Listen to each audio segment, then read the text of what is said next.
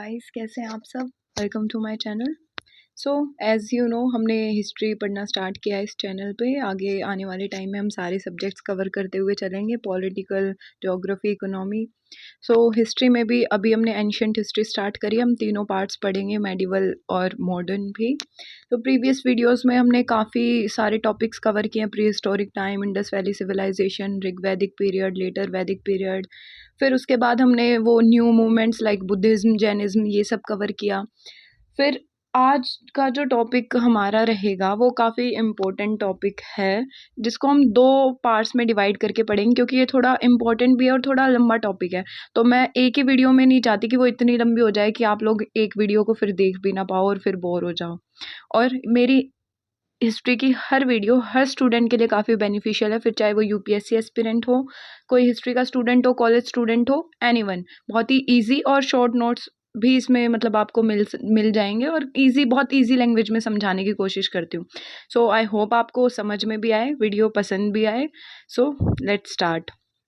और क्या, अगर वीडियो पसंद आए तो लाइक ज़रूर करना और चैनल को सब्सक्राइब करना, ताकि आने वाली हर वीडियोस आप तक पहुंच जाए इजीली, और आपको भी ज़्यादा से ज़्यादा नॉलेज मिले और मुझे भी थोड़ी मोटिवेशन मिले। So let's start. आज का टॉपिक रहेगा महाजनपद पीरियड, हम पढ़ेंगे। काफ़ी अच्छा और इम्पोर्टेंट टॉपिक है ये। इसमें ये सारे सब टॉपिक्स हम कवर करेंगे, republics and monarchies, 16 Mahajanapadas, Magadha specially जो पढ़ना है, की dynasties, Haryanka dynasty, Shishunaga dynasty, Nanda dynasty, Persian invasion, फिर उसके बाद Alexander invasion, society, urban centres, economy. ये ओवरऑल सारे टॉपिक्स एक वीडियो में मैं नहीं चाहती कि मैं कवर करूं, क्योंकि फिर वो वीडियो काफ़ी लंबी हो जाएगी।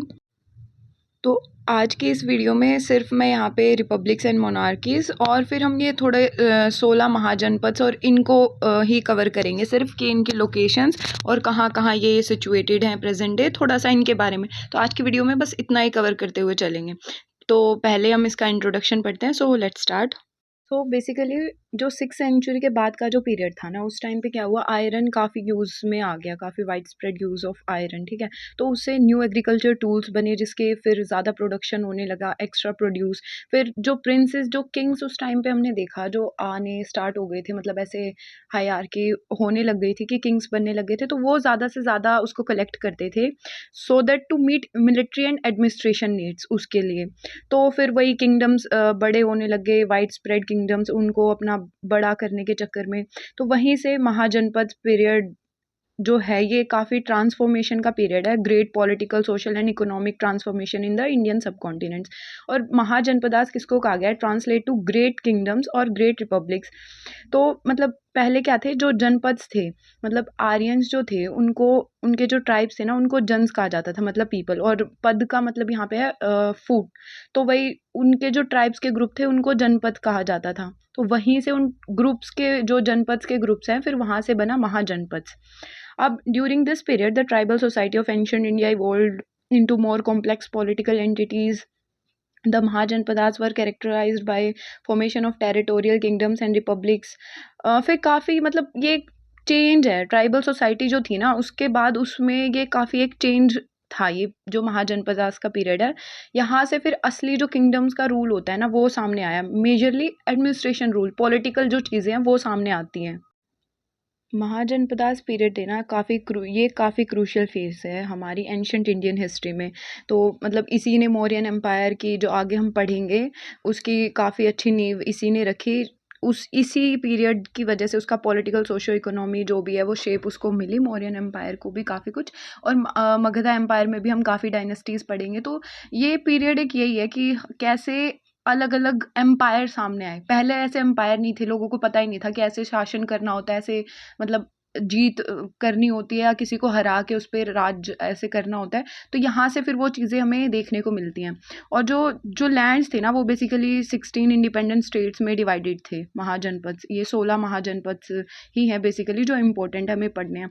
जिन 16 में से फिर 5 सामने आते हैं हमारे सामने, जो पावरफुल रह जाते हैं लास्ट में, मगधा, अवंती, काशी, कौशला और वजी, ये बच जाते हैं। ये आगे हम अभी पढ़ेंगे।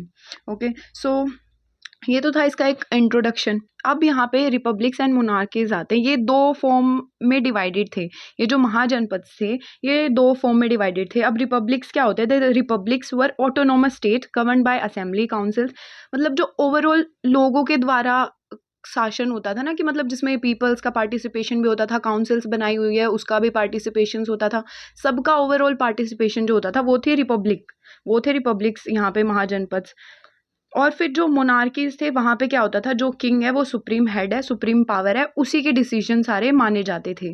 तो इस तरीके से दो पार्ट्स में ये डिवाइडेड थे महाजनपद के पीरियड्स के। ये जो 16 महाजनपद हैं ये, और इसमें से डिवाइडेड क्या थे ये, यहाँ पे मोनार्कियल स्टेट्स में जो आते थे वो थे अंगा, अवंती, शेदी, काशी, कौशल, ये मैंने यहाँ पे मेंशन किया है। रिपब्लिक में जो कंबोज, कुरु, पांचाल और ये सारे रिपब्लिकन स्टेट्स थे। इनमें से काफ़ी फिर चेंज भी हो गए कि कोई रिपब्लिकन है फिर वो मोनार्कियल बन गया, मोनार्कियल है फिर वो रिपब्लिकन। और जो ओल्डेस्ट रिपब्लिकन स्टेट है ना वर्ल्ड में वो लिच्छावीज है। ये हमने मतलब मैंने लिख दिया फॉर योर जनरल नॉलेज, क्या पता कहाँ पे काम आ जाए। सो ये थे मोनार्कियल और रिपब्लिकन स्टेट्स। अब जो इसका इम्पोर्टेंट टॉपिक है जिस पे थोड़ा सा ध्यान देने की ज़रूरत है वो है 16 महाजनपदास, जो 16 सामने आते हैं।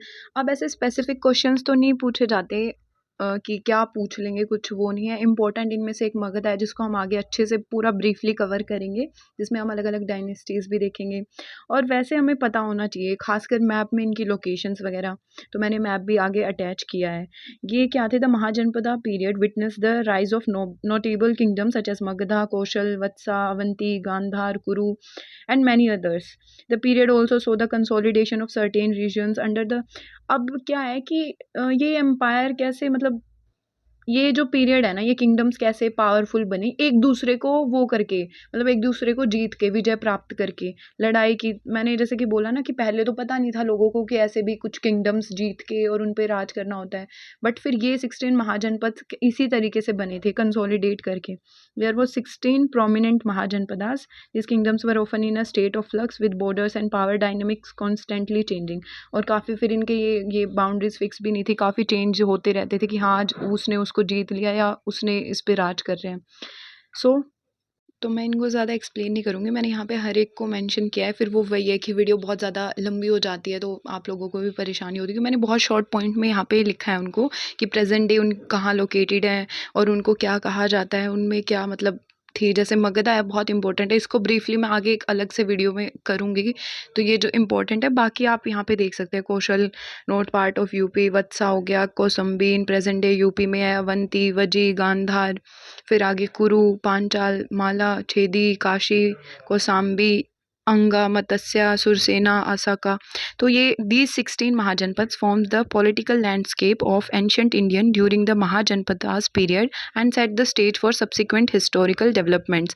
तो ये इन्होंने काफ़ी मतलब एक बढ़िया सा वो स्टेज प्रोवाइड कर दिया था आगे आने वाले जो भी लीडर्स थे या जो भी डेवलपमेंट्स थी उनके लिए। यहाँ पे मैंने ये मैप भी इसके साथ साथ ही अटैच कर दिया था कि आपको ज़्यादा प्रॉब्लम ना हो देखने में। इसमें मैंने ये सारी locations with their Capitals mention किए 16 महाजनपद की। बाकी आप प्रैक्टिस कीजिएगा इसको पॉलिटिकल मैप या फिर फिजिकल मैप लेके इंडिया का, तो उसमें ताकि अच्छे से वो आपके माइंड में हो जाए सेट। बाकी इनके नाम बहुत ईजी हैं, अगर 2 बार 3 बार देखोगे तब भी फिर एक छोटे छोटे टॉपिक्स और हैं इसके जो मैंने इसी में कवर कर दिए हैं। Society and rise of urban centres during the mahajanapadas period society was organised into. अब यहाँ पे जैसा कि हम पहले देखा था हमने पिछले वीडियो में भी, उससे प्रीवियस में भी, अब क्या है जो सोसाइटी का जो सिस्टम है ना, सोशल क्लासेस वो वर्नाज में डिवाइडेड है, ब्राह्मण, क्षत्रिय, वैश्य, शूद्र। तो इसमें भी वही सेम हमें देखने को मिलती है social class. The period also witness the rise of urban centres where trade, commerce and craft flourished. Cities such as Rajgira, Varanasi, Takshashila were important centres of political and economic activities. तो सोशल क्लास तो वैसे ही वर्ना system बहुत वही था। Urban centres सामने आते हैं जहाँ पे ट्रेड और कॉमर्स काफ़ी फ्लोरिश होती है, और सिटीज़ जैसे कि वाराणसी, तक्षशिला इस टाइम के काफ़ी इंपॉर्टेंट पॉलिटिकल और इकोनॉमिक एक्टिविटीज़ के सेंटर्स रहे हैं। फिर इकोनॉमिक की बात करें, the economic of mahajanapadas period was primary agrarian थी, एग्रीकल्चर पे बेस्ड होते थे, एग्रीकल्चर पर बेस्ड होते थे। And being the main occupation of the people the kingdom had well developed agriculture system. लेकिन वो काफ़ी डेवलप था, जैसे कि अभी स्टार्टिंग में बताया था ना कि 6th सेंचुरी में आयरन का इस्तेमाल काफ़ी बढ़ गया था, तो लोगों के पास काफ़ी टूल्स आ गए थे, तो उससे काफ़ी ईजी और अच्छी हो गई थी वो। Trade and commerce also flourished, वो भी काफ़ी फ्लोरिश्ड हुई। रेवेन्यू का सिस्टम फिर यहाँ से स्टार्ट हो गया। रिवेन्यू बहुत अच्छा रोल प्ले करता था इकोनॉमी में, एक्सटर्नल ट्रेड नेटवर्क्स और काफ़ी बढ़े। फिर सिस्टम ऑफ एडमिनिस्ट्रेशन की बात करें, the system of administration varied among the different mahajanapadas in republics, decision making was carried out. अब यहाँ पे वही है कि मोनार्कीज में कैसा अलग होता था और जो रिपब्लिकन सिस्टम थे उसमें थोड़ा अलग सिस्टम होता था कि कहीं राजा बना रहे सारे जो भी उनके कानून है या जो भी पॉलिसीज़ वगैरह जो भी हैं। रिपब्लिक्स में सारी काउंसिल्स वगैरह बैठ के बना रहे हैं। The administration involve officials, ministers, well defined bureaucratic system. तो काफ़ी एक वेल डिफाइंड सिस्टम तो था, बेशक रिपब्लिक हो या फिर वो मोनार्किल्स हो, काफ़ी एक सिस्टमेटिक वे में देखने को मिलती है हमें यहाँ पे भी काफ़ी चीज़ें। तो इस वीडियो में इतना ही, बाकी हम नेक्स्ट वीडियो में कवर करेंगे हमारा मगधा, उसमें क्या क्या अलग अलग डायनेस्टीज़ थी, फिर पर्शियन इन्वेजन, अलेक्जेंडर इन्वेजन्स वगैरह, वहाँ पे हम सम अप करेंगे दूसरे पार्ट में। आई होप आपको इतना अच्छे से समझ में आया होगा। So thank you so much for watching, do like subscribe to my video.